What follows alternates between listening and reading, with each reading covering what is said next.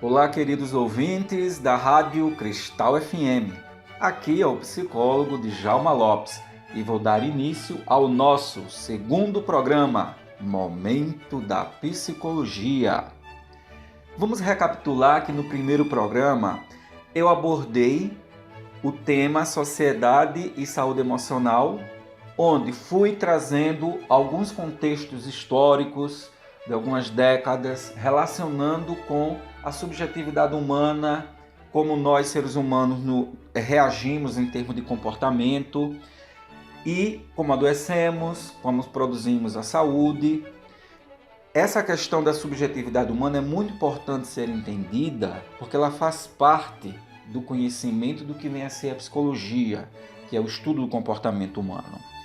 E o ser humano, ele é único nesta subjetividade, que diz respeito à forma como eu sinto, como eu percebo as coisas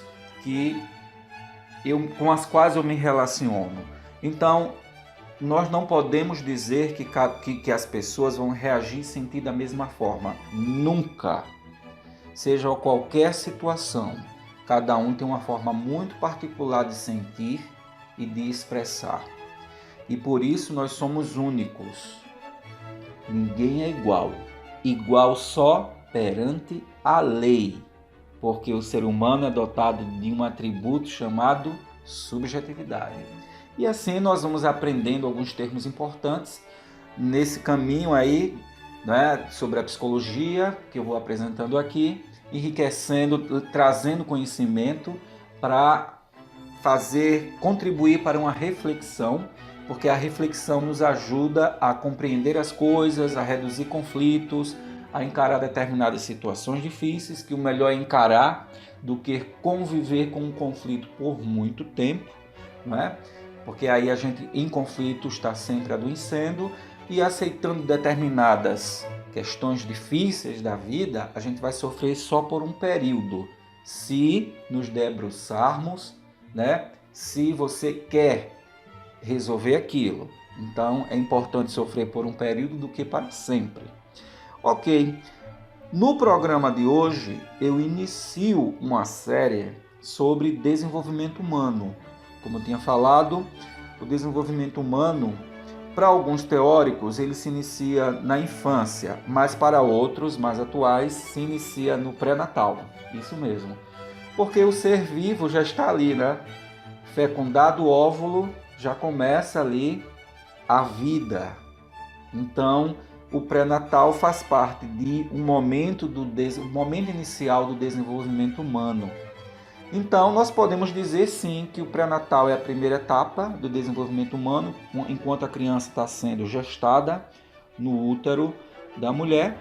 E aí depois, com o nascimento, vem a infância, depois a adolescência, depois a idade adulta, até a velhice. Para este primeiro programa, eu dei o seguinte título: Desenvolvimento Humano, Infância, Parte 1. Por que parte 1? Porque nós vamos ver alguns teóricos importantes que trataram do estudo da infância. São teóricos que passaram 30, 40 anos estudando o desenvolvimento infantil, contribuindo para nós entendermos o que é a infância, né? Toda essa etapa de desenvolvimento. E aí nós vamos começar fazendo uma breve exposição do que era a infância séculos atrás. Séculos atrás mesmo. Vamos lá para o século XV, né? 1401 a 1500, começando daí bem longe, para entender como era a infância naquela época, né? Como era vista a criança. E aí depois nós vamos falar um pouco como se divide, tem algumas divisões sobre a infância, primeira infância, segunda infância, terceira infância. Vamos sim falar um pouco dessa questão do pré-natal, mas não do pré-natal em si, mas das etapas de desenvolvimento ali da criança a partir do momento que o óvulo fecunda e vai formando ali o embrião, o feto. É uma coisa bem breve, não é uma aula de biologia, tá? E aí nós vamos falar só uma apresentação de idades, limites, né? Que quando começa a infância, cada etapa desses 3 momentos da infância até o final da infância. Finalizando isso, eu parto para falar um pouco sobre o desejo de ter um filho. Olha só, quando a gente pensa em criança, a gente pensa em alguém que planejou, que se espera que planejou, né? Que às vezes não planeja, ter aquela criança. É muito importante falar do desejo, porque, como eu já tinha falado no primeiro programa, o ser humano, constitutivamente, ele é o ser da falta. Porque se não existisse esse sentimento de falta, nós seríamos sujeitos saciados, satisfeitos. Como seria essa sociedade onde todo mundo estava satisfeito? Será que alguém ia desejar ter um filho? E vamos lembrar que falta produz o quê? Desejo. O desejo é consequência da falta. Tudo que você deseja advém de um sentimento de falta. Concordam? Então, o desejo, ele é algo muito forte, gente. A gente vai ver depois, eu vou falar dessa questão do desejo humano, como às vezes tem pessoas, histórias aí que alguém diz assim, quando eu era criança, eu vivi uma situação X e aquilo me entusiasmou muito, por exemplo, eu gostava demais de animais e aí vi que existe uma profissão chamada veterinária e me tornei um veterinário.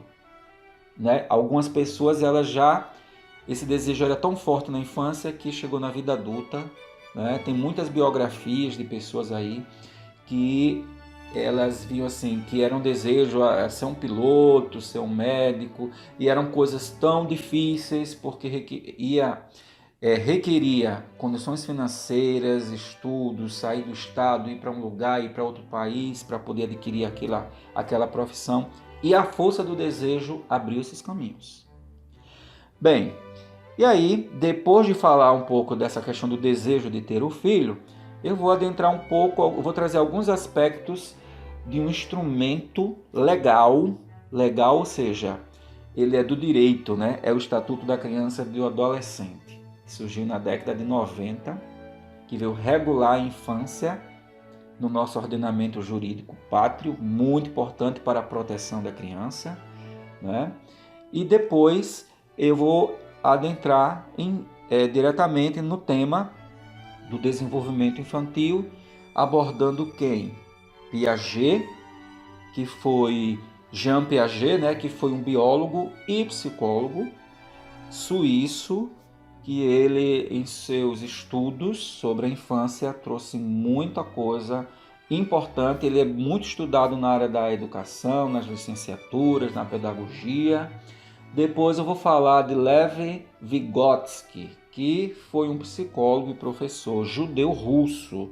Ele também vai trazer muita coisa importante, principalmente na área da linguagem, no desenvolvimento infantil. E nos outros programas eu vou trazer Sigmund Freud, que vai falar do desenvolvimento infantil de uma forma bastante aprofundada, mas tudo dentro de uma linguagem simples e objetiva. Depois eu vou falar de Winnicott, Donald Winnicott, que ele vai falar da criança, né, valorizando o ambiente, né?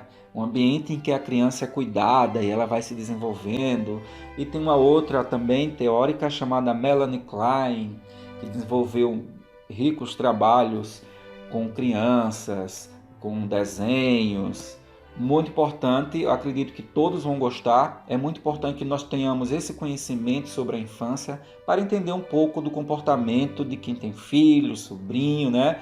Quem tem neto, que muitas vezes é difícil de entender porque a criança ela é tão calada, tão quieta, porque ainda não fala, porque ainda faz xixi na cama, porque ela quer viver correndo, saindo por aí quebrando tudo, aquelas frases. Essa criança é um raio, né? Não para. Ou então essa frase da moda, né? Que existe a questão da hiperatividade, mas tem que ter muito cuidado com isso, né? Para não estar diagnosticando determinados comportamentos como doença, mas compreendê-lo dentro da dinâmica familiar e do desenvolvimento da criança. Então, em linhas gerais, eu vou caracterizar a infância em 3 principais momentos. O primeiro momento era onde a criança era vista como adulto, ou também chamado de a infância negada.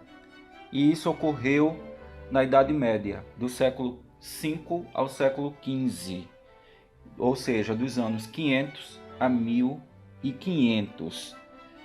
É claro que essas datas não são assim exatamente, né? Isso é um parâmetro.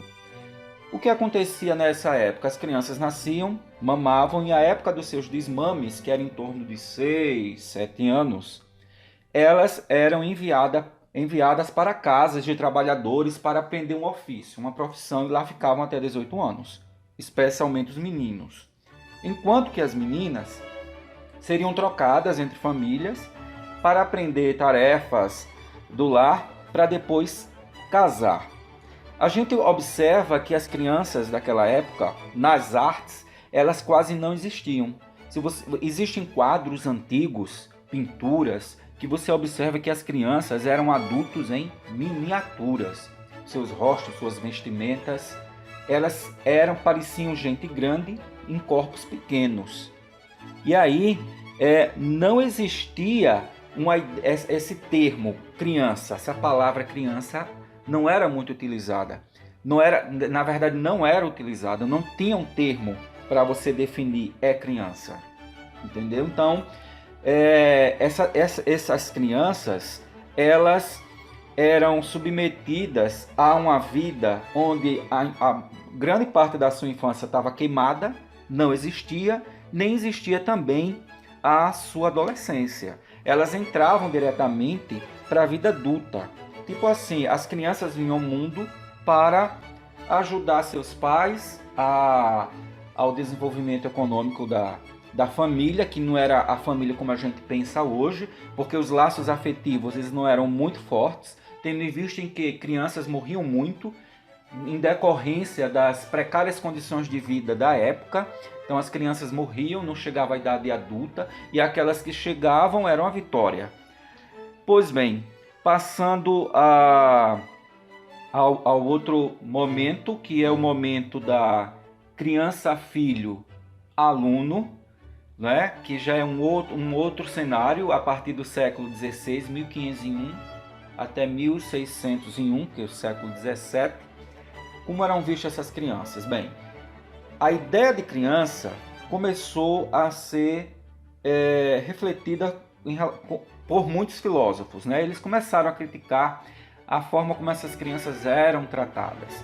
E aí surgiram os internatos, as escolas internatos, né? E nessas escolas internatos a ideia era moralizar a criança, né? Educá-las através da ideia de bons costumes. E aí as crianças elas recebiam ali castigos muito rígidos, que era através de punições, pisas, aquela ideia de ficar ajoelhado em cima de pedra, para que elas se tornassem adultos retos, né? Figuras ilibadas, pessoas corretas dentro daquela ideia ali bem severa de ser. Então veja que essas crianças, adolescentes ainda não eram crianças em si, nem adolescentes em si. Elas estavam sendo preparadas para serem adultos de uma forma bastante severa. E aí surge nessa época aí a Revolução Industrial, né? Que é a revolução das máquinas, a máquina a vapor, e a tecnologia começa a avançar. E as indústrias aí começam a valorizar a importância da família no sentido de que as famílias trabalhavam, né? 10, 15, 16 horas ali, tanto pais como crianças. E aí surgiram as casas, que agregava ali a família perto das indústrias, que as indústrias eram os locais de trabalho. E a família foi fortalecendo essa ideia de afeto, concentrando mais seus filhos em casa, não mais aquela prática de mandar para alguém terminar de criar para aprender uma profissão, ou o filho ia morrer na rua de fome ou de doença. Bem, essa ideia aí de trabalho organizou a família de uma forma mais fortalecida. Porém, só iriam desenvolver essa ideia de criança ali sendo educada nos internatos aqueles que tinham melhores condições financeiras. Vamos lembrar disso, né? Que era ali, os castigos eram extremos, né? E aí as teorias da educação foram surgindo, alguns filósofos como John Locke, Jean-Jacques Rousseau, eles começavam a falar que, olha, a criança é como uma folha em branco, elas precisam ser motivadas, devemos aplicar jogos educacionais para elas interagir e aprender, né? O Rousseau ele falava de desenvolvimento da criança através de métodos educativos que contribuíssem para esse desenvolvimento, e aí começou a surgir algumas diferenças, né, no cenário infantil, né? E também foi reduzindo-se a mortalidade, né? As condições de higiene ambientais também foram pouco a pouco melhorando, a redução do infanticídio, né? Porque naquela época existiam assim práticas de, infelizmente, né, desde a Idade Média, de matar crianças de forma escondida. Apesar de ser um crime, isso se praticava de forma escondida, entendeu? Então é uma coisa muito, muito trágica, né? Até a família permitia a morte para reduzir gasto, porque a criança está doente ou vinha com uma deficiência. Então, infelizmente, isso acontecia. E aí, as crianças, elas começam a ser olhadas, né, de um ponto de vista filosófico, como crianças. E aí esse termo vai surgindo, que criança é diferente de adulto e tal. Então adentramos agora ao terceiro momento, que já é no século XXI, a partir de 1901, que surge a ideia de criança-sujeito. Criança é um sujeito de direitos. E aí vem a ideia de proteção. Nessa época, a psicologia evolui muito, né? As teorias sobre pedagogia e psicanálise, que em um outro momento eu vou explicar as diferenças entre psicologia, psicanálise, psiquiatria, etc. Mas a psicanálise é um estudo mais ligado ao fenômeno do inconsciente e a psicologia mais do consciente. Em termos gerais, essa seria a diferença. E aí, essas novas ciências começam a relacionar os traumas da infância com os comportamentos dos adultos, verificando que determinados comportamentos doentios, como vícios, depressão, transtornos de ansiedade, eles estavam muito ligados à forma como essa criança viveu a sua infância, os seus traumas infantis.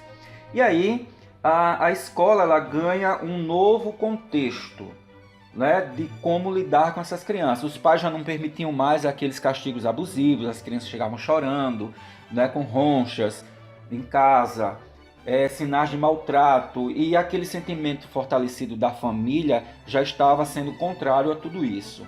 Mas é claro, vamos lembrar que naquele contexto as crianças elas teriam um acompanhamento escolar dependendo das condições financeiras dos seus pais. E trazendo para o mundo atual, existem crianças que vivem situações que lembram a Idade Média, é ou não é? Quantas vezes nós vemos aí na televisão crianças na África, em algumas favelas do Brasil, sendo maltratadas pelos pais ou até mesmo assassinadas, né, por algum motivo, morrem cedo, né, por conta de não ter condições higiênicas ou alimentar para se desenvolver. Ok, agora vamos tratar do próximo tópico, que é falar dessa questão do desejo, né, de ter um filho. Veja bem, quando a gente imagina algo, né, eu quero uma criança na minha vida, então eu tenho um desejo aí por trás, porque aquilo que eu quero pode estar vindo de um desejo. Mas, às vezes, o desejo que nós temos não é nosso desejo. Nós, muitas vezes, pegamos o desejo do outro para agradar o outro.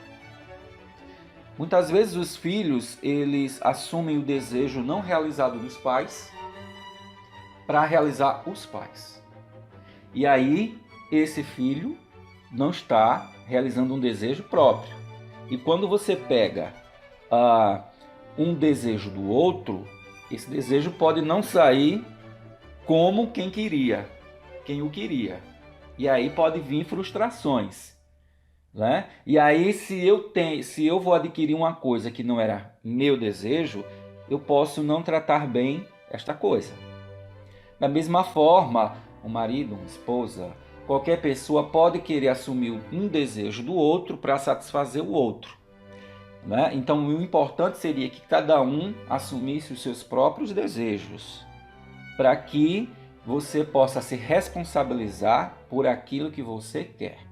Geralmente, quando se assume o desejo do outro, a relação de prazer com aquilo pode não ser muito boa, né? Então, às vezes, você pode ter uma criança diante de um desejo que não é seu. É um desejo qualquer. Você pode ter uma criança para obter uma melhor situação financeira, não é? Quando você se casa com alguém que pode lhe dar melhores condições de vida, né? Ou vai ter um filho porque alguém sempre desejou ter um menino, uma menina, e eu vou presentear, né, esse parente, a sogra, o sogro, sei lá quem. E aí é importante também que mesmo que você tenha o desejo de ter um filho, né, você colocar em mente que aquele filho vai ter os próprios desejos. E aí eu posso me frustrar se eu lançar nesses filhos, né, aquele planejamento de esse vai estudar isso, esse vai fazer aquilo, esse vai ser assim e tal. Isso pode não acontecer. O importante é direcionar esses filhos através de uma boa educação para que eles possam fazer as melhores escolhas em suas vidas e serem desviados, né, de situações que possam levá-los a comportamentos autodestrutivos, como drogas, né, determinados vícios, etc. Mas também uma outra coisa relacionada ao desejo é que o desejo ele é capaz de dar uma força de conquista. Existem muitas histórias aí de pessoas que a força do desejo, independente da situação econômica, né, lhes levaram a grandes realizações, né? Pessoas que eram pobres, né, se tornaram, ocuparam cargos de grande representatividade em suas nações, se tornaram pessoas notáveis na história, né?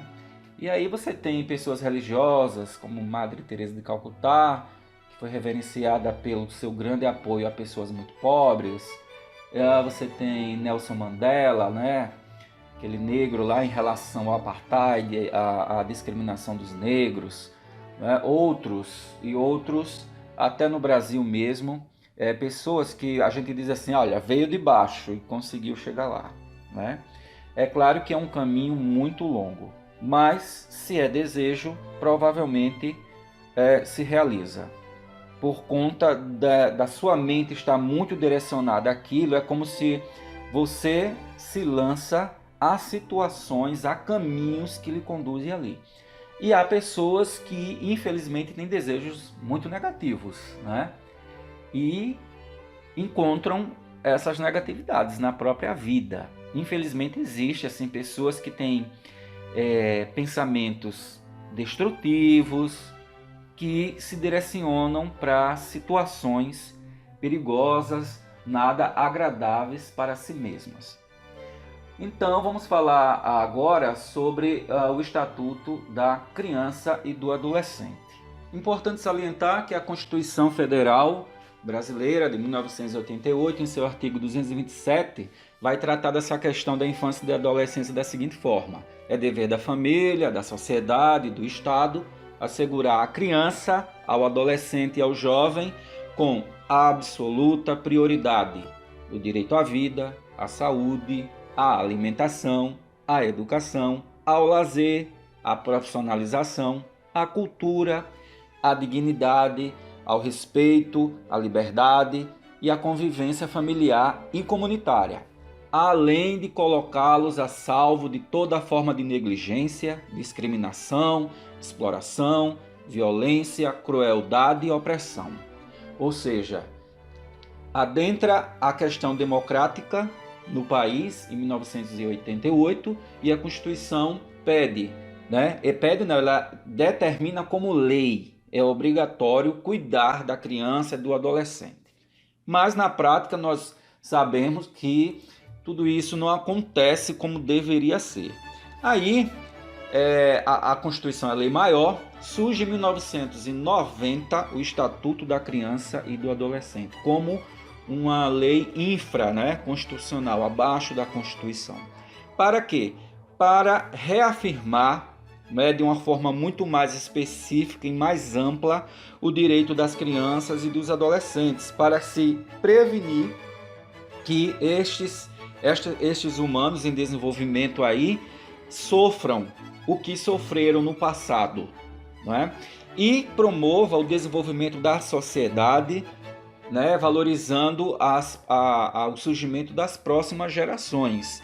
E aí entra como um dos grandes critérios a proibição de qualquer castigo físico, tratamento cruel. As crianças que são vítimas de violência, elas devem ser o Estado, o Estado que eu falo é o país, é o Estado de Alagoas, Rio de Janeiro, então tem essa conotação abrangente. Tem a obrigação de cuidar e tratar destas crianças e adolescentes que sofreram qualquer tipo de violência, seja o abuso sexual, seja a violência física, seja a violência psicológica. Então, mas o Estado, ele, apesar de existir alguns institutos, ONGs e programas do governo para cuidar de crianças nestas situações, ainda há muito que se fazer, porque a sociedade precisa tomar muito mais consciência de tudo isso para cuidar melhor dessas crianças. Muitas vezes nós achamos que uma criança que rouba é porque ela quer, É importante que diante dessas situações aí, que é um pouco difícil de entender, nós sabemos que aquilo ali é produção do fracasso do Estado. As políticas governamentais elas fracassam por conta da corrupção, da impunidade, e muitas pessoas estão muito à margem da sociedade e sofrendo todo tipo de injustiça social, e como consequência acontece, muitas delas desenvolvem doenças e morrem logo, ou vivem sofrendo a vida inteira, outras adentram o mundo das drogas e do crime por uma condição que o Estado propiciou. E aí o Estatuto da Criança e da Adolescência, ele vai falar também muito dessa questão da educação, E dá à escola muitos deveres a serem cumpridos. Por exemplo, os dirigentes escolares eles têm que chamar o conselho tutelar cada vez que se suspeita, pelo menos, de que a criança está sendo vítima de violência física, sexual, que a criança está sofrendo maus tratos, que está passando fome, para que o conselho tutelar possa acionar o poder público e intervir ali. Então, o Estatuto da Criança e do Adolescente ele tem essa amplitude aí normativa, legal, para cuidar das crianças. Então, é uma visão de educação pública e gratuita, é uma visão de proteção, de cuidados com a saúde, a importância do lazer, E outra coisa importante é cuidar dos jovens e crianças que têm deficiência, qualquer tipo de deficiência. Então, o Estado tem que incluir essas crianças na escola, dando toda a estrutura para que se ocorra o desenvolvimento delas. E aqueles adultos responsáveis por essas crianças, eles ficam aí cada vez mais comprometidos por conta desse Estatuto da Criança e do Adolescente. Porque por exemplo, se os pais saem e deixam a criança sozinha dormindo e acontece um acidente, esses pais passam a ser responsabilizados. Se antes não existia lei para isso, agora existe. É abandono de incapaz. Então aí o Estatuto da Criança e do Adolescente vem dizer para aquele que tem um filho, que tem um adolescente, que existem aí obrigações a serem seguidas, que criança não é brinquedo, adolescente não é brinquedo, são seres humanos que se você desejou tê-los ou não, agora tem que assumir aí as responsabilidades. E toda a sociedade ela pode participar fazendo denúncia, Existe canais de denúncia, Seja a polícia acionando o conselho tutelar, para denunciar situações em que crianças e adolescentes estejam sendo desrespeitados em seus direitos. Pois bem, a partir de agora vamos entrar diretamente no tema deste programa de hoje, né? Eu já fiz todo um aparato aí para entendermos essa questão da evolução da ideia de criança no passado, né? A questão do desejo dos pais, falei das leis em defesa das crianças e adolescentes, e agora vamos falar do desenvolvimento infantil na perspectiva do Jean Piaget e de Vygotsky. Em linhas gerais, o desenvolvimento infantil ele se inicia no pré-natal, com a fecundação do óvulo, né? O espermatozoide fecunda o óvulo e forma o zigoto. E aí o próximo passo é formar o embrião, que já apresenta alguns sistemas do corpo, né? O sistema respiratório, digestivo, o sistema nervoso. Depois forma-se o feto, que já é o amadurecimento das células ósseas, o aprimoramento de todos os órgãos, né? Isso bem de uma forma bem generalizada. E aí a criança, né? Esse feto aí já amadurece e nasce, né? Chega aos seus 9 meses, em regra geral, nasce, e do zero aos 3 anos de idade tem-se a primeira infância. E aí você observa o desenvolvimento da criança em termos da capacidade de engatear, de andar e de falar. A questão da sucção, né, no início da vida, como uma forma de conhecer o mundo, tudo através da oralidade ali da boca, né? Quer colocar tudo na boca, os objetos, né, e tal. Na segunda infância, ela vai de 3 a 6 anos de idade e acontece o aperfeiçoamento das habilidades motoras, né? A criança ela cai, ela quer correr, né? Ela está conhecendo o próprio corpo, né? E o seu desenvolvimento físico aí ele fica um pouco mais lento. E aí é nessa etapa que também se vê a preferência pelo uso de uma das mãos por volta dos 3 anos, né? Se vai ser direito ou esquerdo, né? Destro ou canhoto. E aí chega-se à terceira infância, que é o último momento da infância, que pode ser de 6 a 11, 12 anos, isso varia, onde nós observamos um desenvolvimento físico um pouco mais lento. E acontece aí grandes diferenças em termos de desenvolvimento na altura e no peso. E isso varia, né, de criança para criança. Cada criança tem o seu desenvolvimento, não existe uma regra para definir. Quando vai falar, né? Quando vai andar, né? Quando vai ficar mais alto, né? Quando vai engordar ou vai emagrecer. Isso aí é uma questão muito individual de cada ser humano, de cada criança em seu processo de desenvolvimento. Então, vamos começar aqui por Jean Piaget, falando do desenvolvimento infantil, né? Jean Piaget foi um biólogo e por isso ele tinha toda uma ideia de maturação orgânica, né? Do corpo humano, do amadurecimento do cérebro nesse processo de desenvolvimento, dando à criança novas habilidades de interação com o mundo. Ele também foi psicólogo, nasceu na Suíça em 1896 e morreu em 1980, né? Uma década que muita gente pôde, né, ter contato direto com ele, participar de eventos. E aí ele propôs em sua teoria 4 estágios de desenvolvimento, né? Esses 4 estágios são, assim, digamos que 4 fases importantes que a criança vai se desenvolvendo. O primeiro estágio foi chamado de sensório-motor, iniciado a partir do nascimento até 2 anos de idade. O que quer dizer sensório-motor? Sensório, sensações, né? Aquela capacidade da criança ouvir, sentir, o tato, né? Olfato, o cheiro, né? O paladar, a capacidade também motora, a visão, né? Não posso esquecer desse sensório, e também todo o seu potencial motor, de estar mexendo o braço, perna, aprender a engatear, andar. Mas nessa fase a criança ela é toda estímulo, reflexo. O papai, a mamãe, o titio vai lá e ri para a criança abre aquele sorrisinho também. Não é porque a criança está achando você maravilhoso, que aquela piada foi super legal, não é isso. Ela está repetindo por reflexo a sua expressão.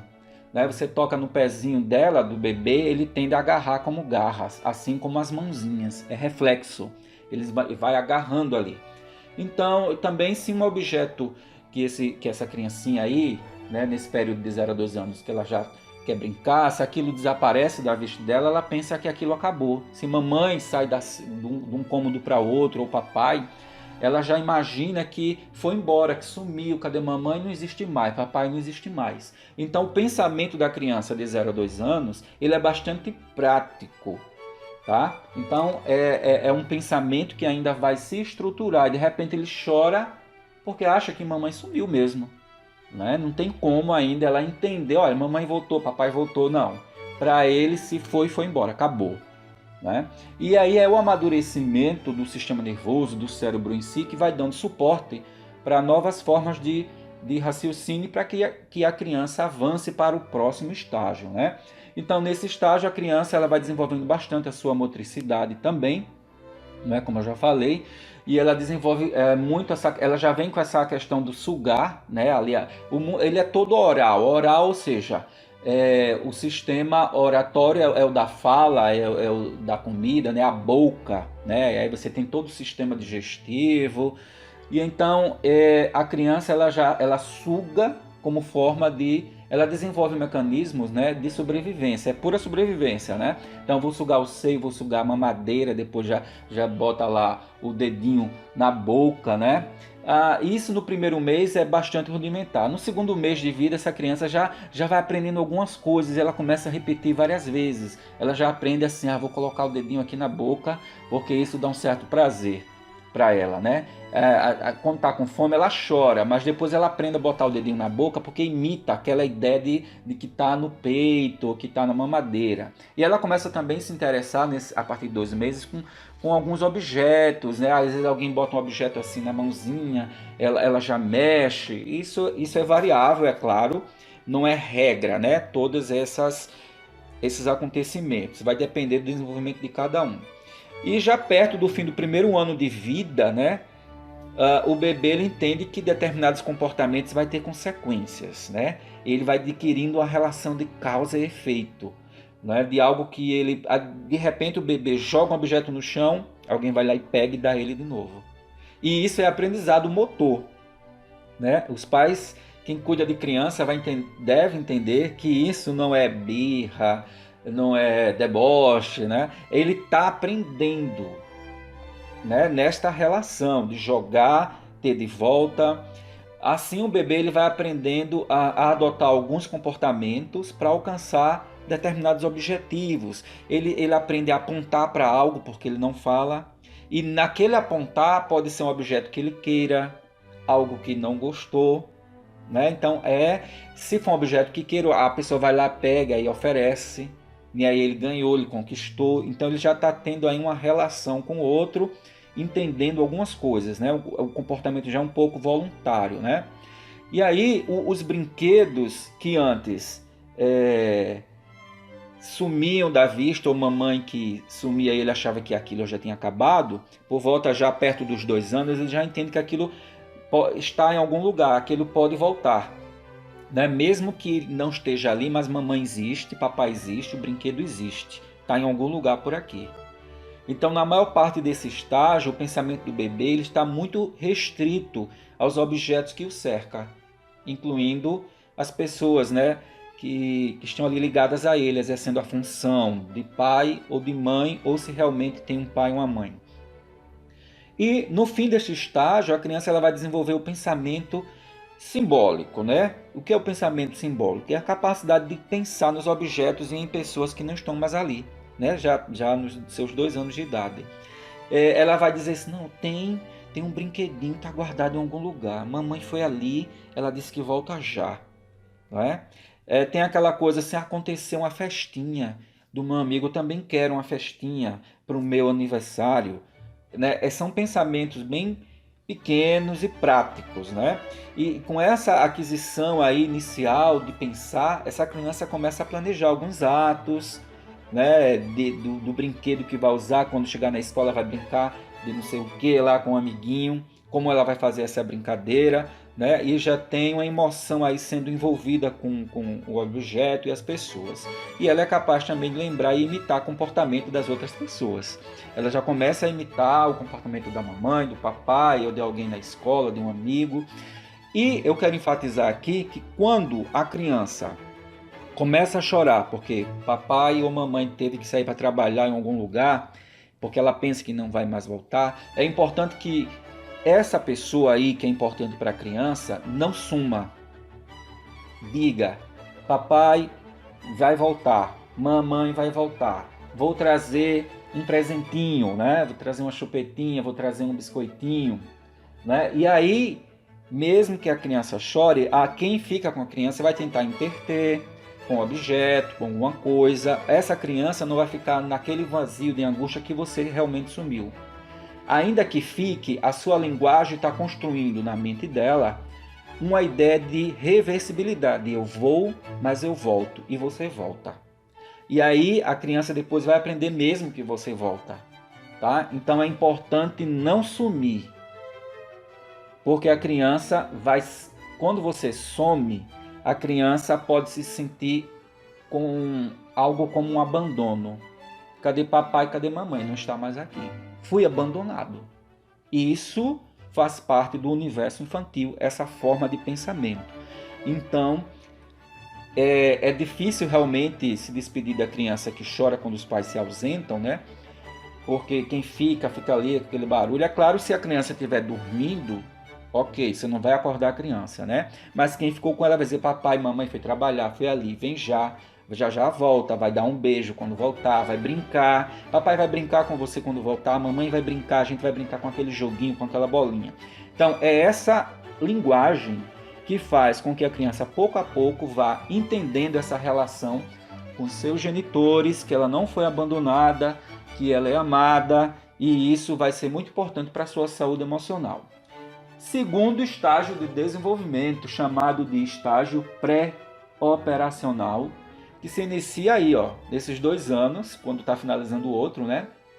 E isso não é uma regra definitiva. Algumas crianças podem demorar um pouco mais de 2 anos, está perto dos 3, tá? Cada um tem um desenvolvimento específico. Esse estágio pré-operacional vai de 2 a 6, 7 anos. As principais características é o egocentrismo. O que é egocentrismo? O que é o ego? O ego é o eu. E esse eu está muito centralizado em si mesmo.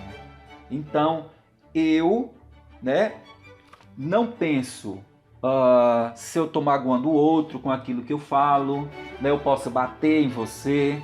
Então, mas aqui ele também está desenvolvendo uma capacidade maior de pensar sobre os objetos do mundo, né?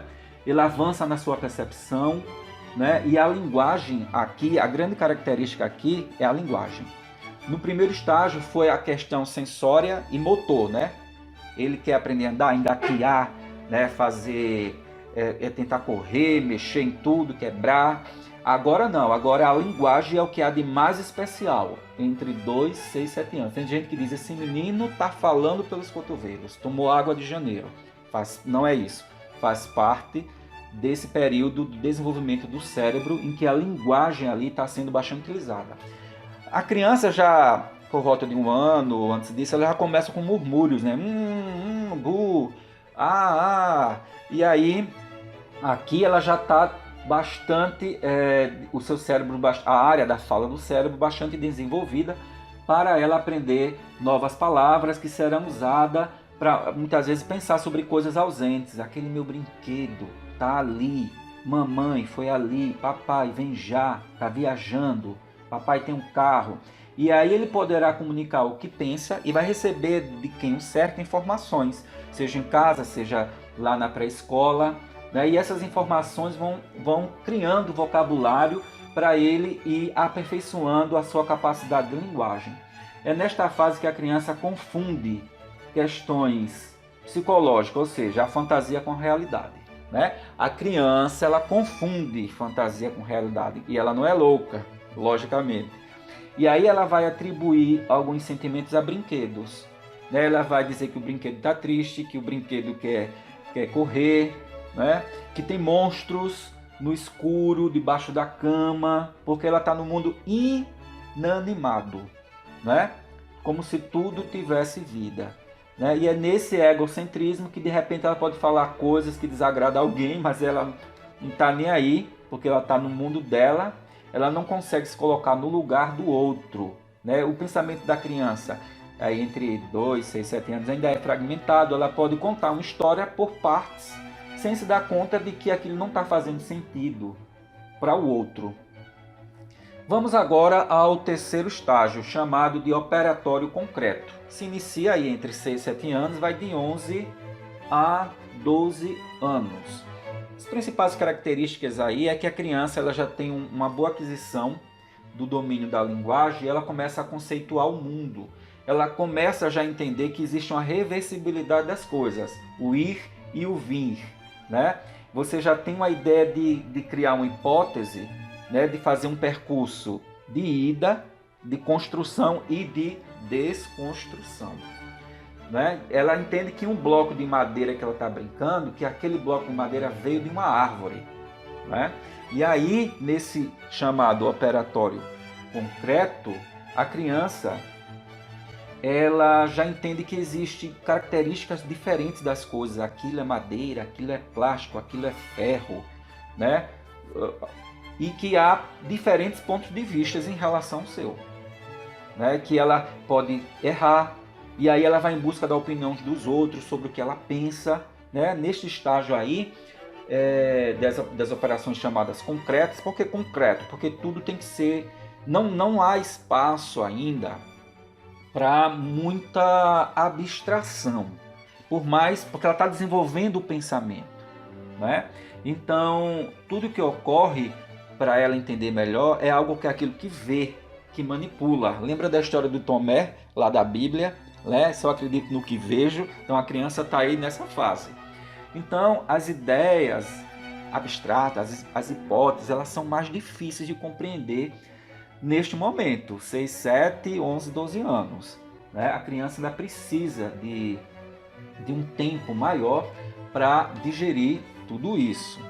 E aí, os pais precisam ter paciência neste desenvolvimento da criança, porque muitas vezes os pais querem, né, acelerar tudo isso. E aí o último estágio, que é chamado de lógico formal, né, ou de operação formal, se inicia de 11, 12 anos e segue por toda a vida. O que acontece neste momento aí desse estágio?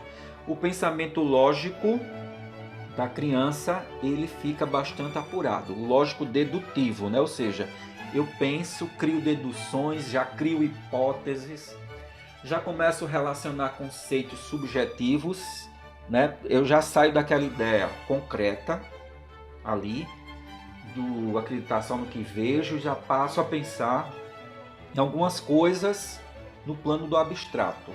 Já consigo fazer cálculos, né? E aí, essa criança, ela, nesse pensamento crítico, a reversibilidade, ela se concretiza, né? Essa ideia do ir e vir, ela fica muito mais fortalecida para ela. E aí ela passa a entender a linguagem figurada. O que é a linguagem figurada? Por exemplo, os ditados populares. Apressado come cru, né? Quer ensinar o padre a rezar a missa? Né? Quando você vinha com a massa, eu já vinha com o bolo. Então, é uma capacidade da criança de fazer interpretações subjetivas, né? E ela aí já começa a aprender conceitos científicos sobre leis, o que é o infinito, né? O que não tem fim, o que são direitos humanos. E aí as atividades escolares dela podem ser voltadas mais para experiências em laboratório, né? Química, física, porque ela já consegue aprender essas ideias de as mudanças do estado físico, né? Gasoso para o líquido, para o sólido. E a criança ela começa a fazer autoavaliação, né, das suas ideias, e ela começa a ver que há contrariedade, que aquilo que ela pensa pode não ser realmente confirmado na prática, né, que as coisas podem mudar. E esse ganho de conhecimento, ela começa a ter um comportamento mais idealista, de querer mudar o mundo, que é capaz de encontrar soluções bem práticas. Ela começa a perceber a política, a cultura, a questão da ética, questões religiosas, e ela começa a encontrar soluções bem lógicas para esses problemas em geral. Mesmo que não sejam convincentes e acertadas essas soluções. Mas só com a experiência de vida, pouco a pouco, a criança vai amadurecendo, né? Porque ela já vai entrar aí na pré-adolescência e vai começar a analisar melhor as suas idealizações, os seus pensamentos e vai se desenvolver. Pois bem, de uma forma bem generalizada, eu trouxe um pouco da teoria do desenvolvimento de Piaget para que a gente possa entender que não adianta acelerar a criança se ela não tem condições de avançar, porque cada momento, cada estágio, ela tem uma capacidade. E outra, as idades dessa etapa de desenvolvimento, elas são flexíveis, né? Se de 0 a 2 anos ela está na etapa sensório-motor, algumas crianças podem sair dessa etapa um pouco antes. Né? Antes de 2 anos ela já pode estar entrando no pré-operatório da linguagem, né? Falando muito bem. Tem crianças que vêm falar com 3 anos, com 4 anos, né? Demora bastante. E aí outras já começam a falar bem mais cedo. Então, assim, não existe uma regra. Nós temos que respeitar o desenvolvimento da criança, estimular sim e compreender que a criança ela precisa ser respeitada em seu processo de desenvolvimento natural e os pais tentar compreender esse universo infantil. Passando agora ao desenvolvimento infantil na perspectiva da teoria de Lev Vygotsky. Bem, Vygotsky ele foi um psicólogo, nasceu em 1896 e morreu em 1934 na Rússia.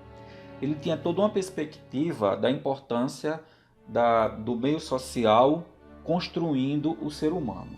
E ao pensar em criança, né, ele falou que a criança de 0 a 3 anos, né, ele precisa de um adulto para lhe apresentar o mundo. E aí o adulto se torna a peça central, que é esse adulto, esse pai, essa mãe, ou quem exerce a função de pai e mãe, que vai criar um vínculo bastante positivo com essa criança, apresentando-lhe o mundo. Nessa interação aí com a criança, haverá uma comunicação. O adulto deve se comunicar sempre com essa criança. O bebezinho lá, que nasceu, que está procurando, muitas vezes, você fala, ele procura com os olhos. Então você deve olhar para os olhos daquela criança que ainda ela não está enxergando bem você, ela vê como vultos, né? Depois é que a visão vai se desenvolvendo. E é importante estabelecer essa comunicação desde cedo, né? Acariciando, tocando, né? Dando elogios, a mãozinha, falando daquela mão, que é uma mão forte, que agarra bem, que o rosto é bonito. E isso vai criando, né, pouco a pouco, uma construção psíquica na criança. Quando a criança ela começa a balbuciar, é importante que o adulto também repita aquele balbucio. Se a criança fala nhen, nhen, nhen, o adulto deve repetir esse nhen, nhen, nhen, olhando para aquela criança, porque ela vai começar a entender que ela está tendo uma relação com o outro, que está tendo uma resposta positiva. Então a criança vai crescendo, o adulto ali, o professor principalmente, deve se sentar ou se ajoelhar para poder alcançar ali a altura da criança. Não é interessante você estar numa relação com a criança em que a criança levanta a cabeça para poder te enxergar e te ouvir. Você fica numa posição de muita diferença, de muita superioridade. Quando você baixa e você vê a criança numa estatura por igual, você estabelece um outro tipo de vínculo, um vínculo mais positivo de interação. E aí esse adulto vai apresentar a essa criança os objetos que o cercam, dando nomes. Olha a bola, olha a lua, não é? Olha a parede, olha a boneca. E aí o adulto vai nomeando os objetos. Olha o berço e ensina a criança a tocar nesses objetos. Ela vai sentindo as texturas e temperaturas diferentes. E isso constrói o psiquismo da criança. Isso já faz parte de uma educação, é um preparatório para a escola no futuro. Quando muitas crianças têm dificuldades de aprendizagem, às vezes pode ser em decorrência dessa falha aí inicial né, de apresentação do mundo, ainda que bebê. Ainda que bebê, com 6 meses, 10 meses, 1 ano, né, que já está aí na infância, que é a primeira infância. E aí é importante incentivar essa atividade manipulatória da criança, pegando nas coisas, né? Nomeando tudo o que o cerca. Porque a criança ela vai começar a fazer uma relação com os objetos que estão ali em seu meio. A curiosidade, né? É o que é aquilo. Ela quer pegar em tudo. E esse adulto deve proporcionar essa nomeação dos objetos, falando de suas características. Há um segundo momento aí que a criança sai da primeira infância para a infância propriamente dita. De 3, 9, 10 anos, a criança começa a ter crise nessa transição. E você vai observar essa crise quando a criança começa a manifestar muitas birras. Eu quero o que eu quero e quero agora. Né? E toda uma dificuldade em aceitar limites. Bem, isso não significa falta de educação. Significa que a criança está passando por um momento de mudança. É uma evolução do comportamento e do desenvolvimento infantil.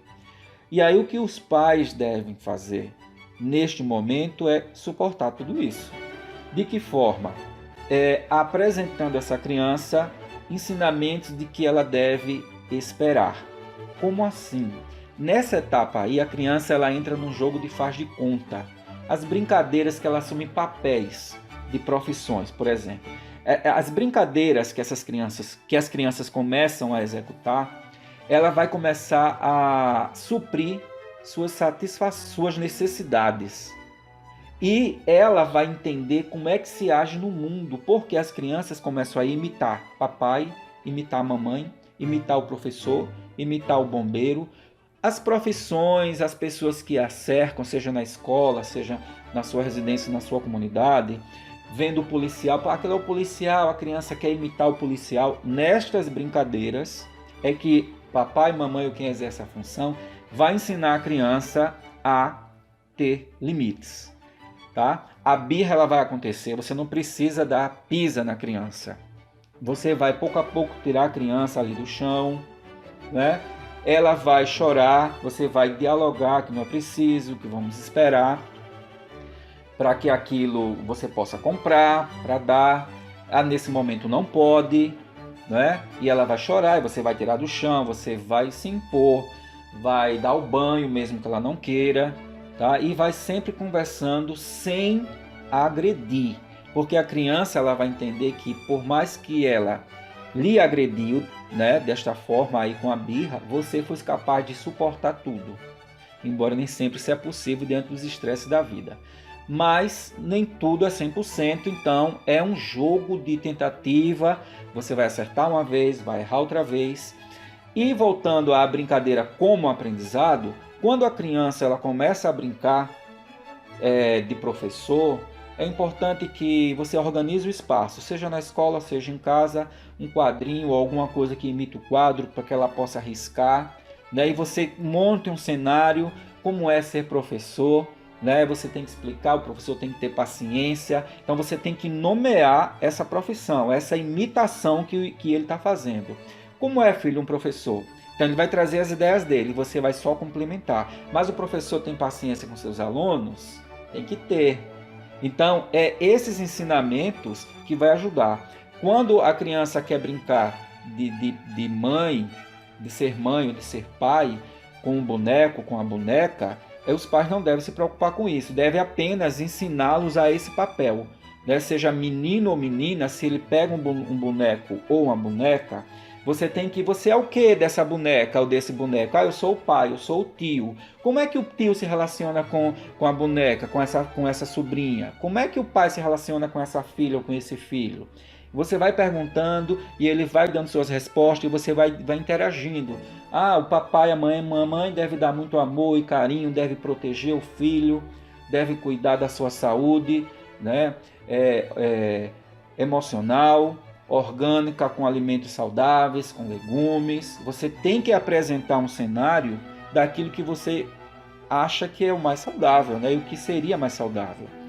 E às vezes quer brincar de casinha, vê se tem alguma panela, Porque aí ele vai vai aprender as tarefas do lar, seja menino ou menina. Isso não vai interferir na orientação sexual, escolha sexual. É um aprendizado ali sobre o mundo, né? Vygotsky vem trazer que a brincadeira, o lúdico, que a gente chama lúdico, né? É uma forma com que a criança ela apreende o mundo. Então, se a criança vai brincar de motorista, estimula o pensamento. O motorista dirige o quê? Um carro pequeno, um caminhão, uma carreta. Ele deve estar atento ao quê? Aos pedestres, às leis de trânsito. Não pode avançar o sinal. Você conhece o sinal? Quais as cores? Quando é que o pedestre pode atravessar a rua? Quando é que está livre para o motorista? Então você tem que enriquecer aquela brincadeira e aí você faz o quê? Você promove um aprendizado através da interação social. Você enriquece o seu filho e enriquece a sua relação afetiva. Né? Então, e aí você vai ensinar o seu filho que quando ele for brincar, ele pode planejar a brincadeira. Como assim? Olha, filho, você quer brincar do que? Eu quero brincar de construir uma cidade, um prédio. E aí você vai dizer, olha, então tem que planejar. Você vai usar o quê? Né? Vai usar papel, vai usar lápis de cor, massa de modelar. E aí você vai ensinando ao filho que tudo requer um planejamento e um tempo de espera para que se chegue aos resultados. E é assim que a criança vai sair daquele comportamento de birra, de resistência, de querer tudo na hora. Ele vai aprender a tolerar a frustração e a lidar com a demora do tempo para as coisas. Né? E o Vygotsky ainda, ele vem falar de alguns momentos, né, de aprendizado dessa criança. Existe um momento chamado indiscriminado, que é quando a criança ela diante do objeto, né, ela vai usar ações já conhecidas. Por exemplo, se você der para a criança um boneco,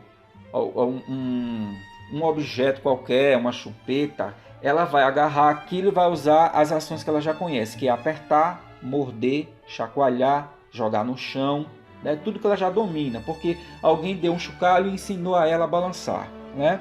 Alguém tem até os mordedores, né, que a criança usa, ela vai botar na boca, ela vai apertar. Então, nesse primeiro momento, a criança tem esse domínio aí.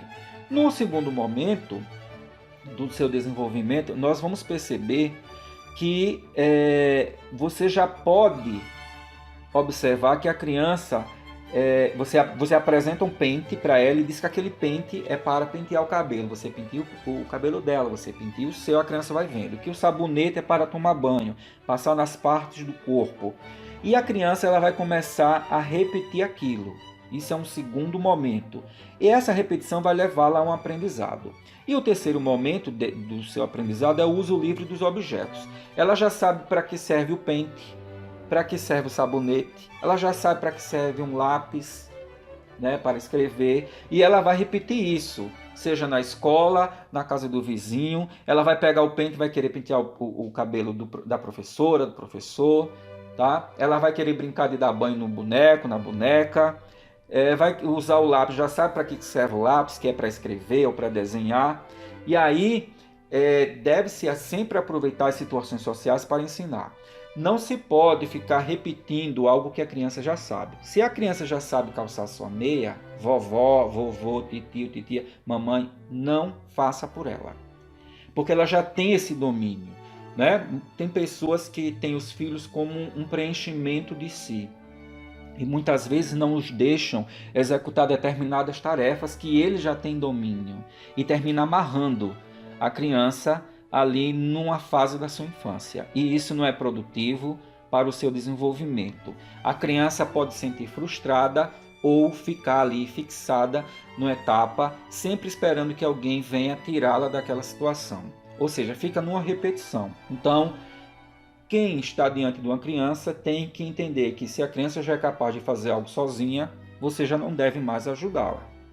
E aí, o Vygotsky, para finalizar, ele falou de 3 fases de desenvolvimento, mas eu vou explorar 2, porque a segunda fase ela é muito próxima da terceira, chama-se zonas de desenvolvimento.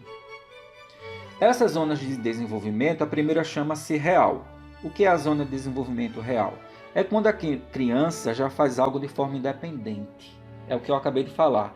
Ela já sabe usar o garfo, já sabe amarrar o cadarço, já sabe vestir a sua calcinha ou a sua cuequinha.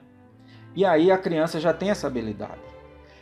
Existe uma segunda zona chamada zona potencial, que é quando ela precisa de um auxílio.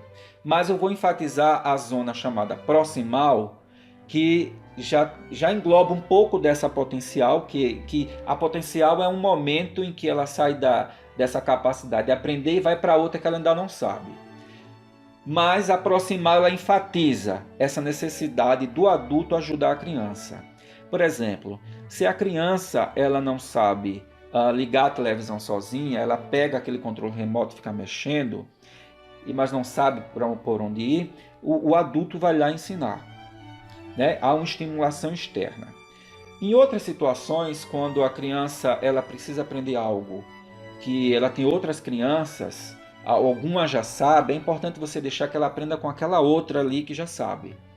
Se de repente se a criança está na escola ou está brincando com amigos e ela não sabe direito como mirar, jogar a bolinha no gol ou utilizar algum outro brinquedo, deixa ela perto do outro, pede o outro que já sabe para ensinar ela, porque isso vai ser bastante rico, vai ser interação social, onde ela vai aprender a importância do outro e veja o outro da mesma idade ali, né, próxima nesse ensinamento. Ele está no grupo dele, compartilhando, trocando ensinamentos. Se não, o adulto ele deve deixar que essa criança seja ativa também nesse processo, dando dicas de como é que se faz aquilo, para ver se ela consegue. E se ela não conseguir, não tem problema. Você vai e ensina quantas vezes for necessário.